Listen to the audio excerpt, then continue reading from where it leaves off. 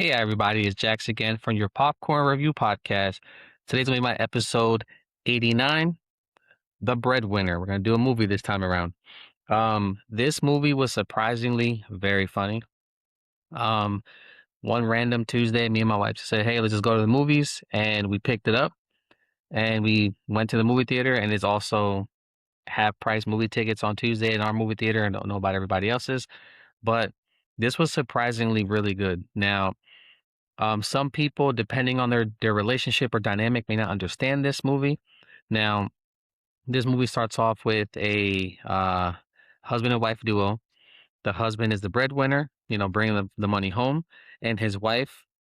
I don't know if she works full time in the movie, but I know that she does end up working later on, full time. Now, she usually was home taking care of the kids, doing I guess the school bake sale, the school, anything that had to do with the kids' schooling, projects, sports, anything like that. The wife took care of it. And I can definitely understand that part of the movie.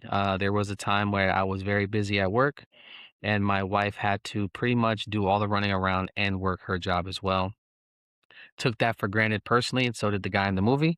Um, he actually doesn't understand that he can't hang with his wife. If you even see on the poster, it says number two parent, because I definitely understand what that means.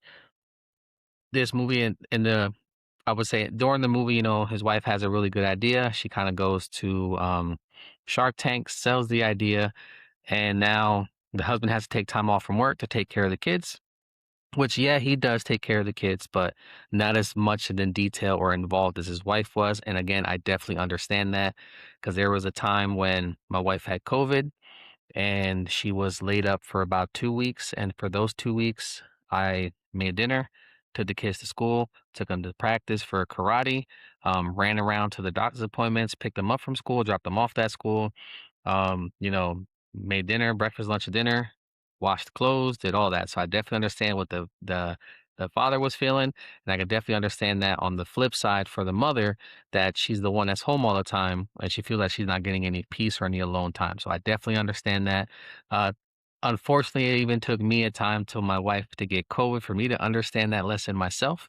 So kind of sucked that it took that to happen, but everyone to each his own. Everyone has their part in the family, and definitely the wife in the household. As much as they say that the husband is the one in charge, the wife runs the house, and that's just the way it is. The wife knows what's going on. The wife knows where the kids are at emotionally, what the kids have to do.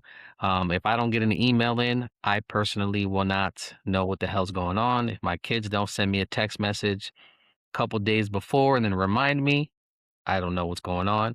So I definitely understand that. Again, this movie, they switched roles. She started becoming the breadwinner.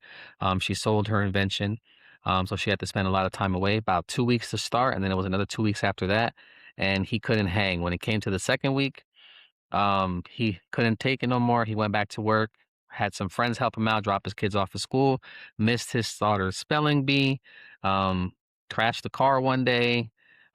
He hired a roofer to fix the roof. If you see there, it's pretty damaged.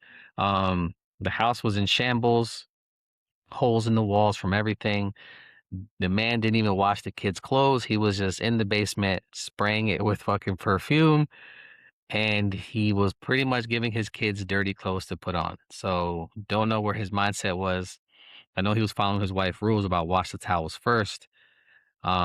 In my household, I wash the clothes first and then the towels last. We have enough towels that everybody can at least have one while we're washing clothes. So, and actually in my family at this point, my kids are old enough to wash their own clothes. I only worry about me and the wife's clothes. Um, I wash them, fold them. She puts her own stuff away. My kids are old enough now. My two boys wash their own clothes. My two girls wash their own clothes, and everybody helps out. My kids even make dinner once a week, giving me and mom a break. So definitely appreciate that. But this one here shows that the kids weren't old enough, or at least weren't given those tasks to do things on their own, even though they had a high schooler, a middle schooler, and an elementary school kid. My youngest right now is going to be in seventh grade now, and she's been cooking now for about a year and a half, 2 years. And she does get some assistance from her older sister. Same thing, my older son is going to be 19 this year. My younger son has been cooking now for at least the last 2 years. All four of them been cooking. It's been simple stuff: baked chicken, rice, just getting some help around the house alleviates a lot of stress.